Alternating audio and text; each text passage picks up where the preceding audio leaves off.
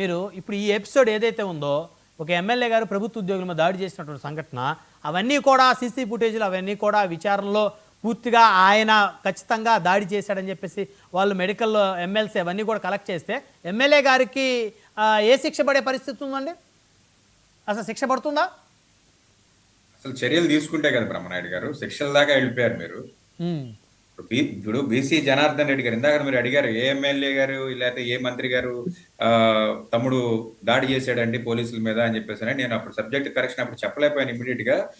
BC Janardhan Reddy గారి brother Madan Gopal Reddy గారు లాగి చంప మీద కొట్టినటువంటి సందర్భం ఆగస్ట్ 1 మనకి వార్తల్లో వచ్చింది. 31 జూలై 2025 జరిగినటువంటి ఘటన ఇది. మరి ఈ రోజు వరకు ఏం జరిగింది సార్?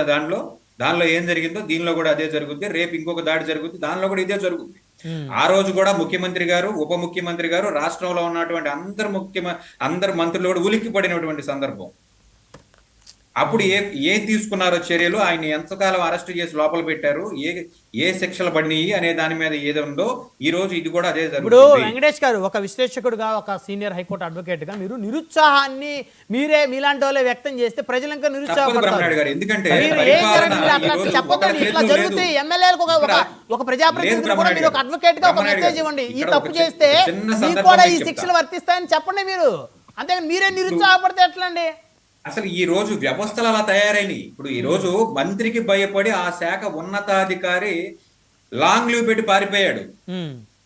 మరి ఏమి ఆ మంత్రి మీద ఏ రోజైనా ఈ రోజు కూడా మంత్రివర్గ సమావేశం జరిగింది కదా, ఏమైనా చర్యలు ఉన్నాయా? కనీసం దాని మీద ప్రశ్నించినటువంటి పరిస్థితి ఉందా? ఏమి ఉండవు. కాకపోతే ఏంటంటే ఇప్పుడు ఏదైతే ఇటువంటి దాడులు జరిగినప్పుడు కొంత మాబుని అంతా క్లియర్ చేయాలి కాబట్టి వీళ్ళ మీద నివేదిక రావాలి, వాళ్ళ మీద చర్యలు తీసుకుంటాం, లేకపోతే దాని మీద కఠినమైన శిక్షలు ఏర్పాటు చేస్తాం. ఏది 14 నెలలు 15 నెలలు అవుతుంది గవర్నమెంట్ వచ్చి. ఏ ఒక్క ఎమ్మెల్యే మీద కానీ తీసుకున్నటువంటి సందర్భాలు ఉన్నాయా? ఇలాంటి దాడులు జరిగి 10ల సంఖ్యలో జరిగినటువంటి పరిస్థితి.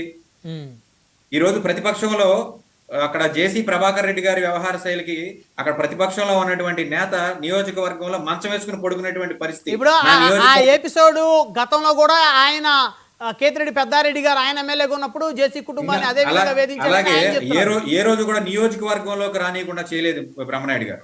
నియోజకవర్గంలోకి రానియకుండా చేయలేదు. ఆ రోజు కేవలం రెండు సీట్ల వ్యవహారంలో ఇలా చిటికేస్తే వచ్చేసేటువంటి మున్సిపల్ పదవి కూడా ఆ రోజు జగన్మోహన్ రెడ్డి గారి దయ వల్లే మేము ఈ రోజు మున్సిపాలిటీని చేజిక్కించుకున్నామని ఇదే జేసీ ప్రభాకర్ రెడ్డి గారు మీడియా ముఖంగా వచ్చి చెప్పినటువంటి పరిస్థితి కదా. జగన్మోహన్ రెడ్డి ముఖ్యమంత్రిగా ఉన్నాడు. మరి జగన్మోహన్ రెడ్డి ఆ పని చేయలేదు, ఆ తప్పుడు పని చేయలేదు జగన్మోహన్ రెడ్డి అని చెప్పినటువంటి పరిస్థితి. గత ప్రభుత్వంలో అసలు ఎటువంటి యాక్షన్సే చేయలేదు. కాబట్టి ఈ ప్రభుత్వంలో తీసుకున్నామని మరుపుల్ మహేష్ గారు చెప్తున్నారు.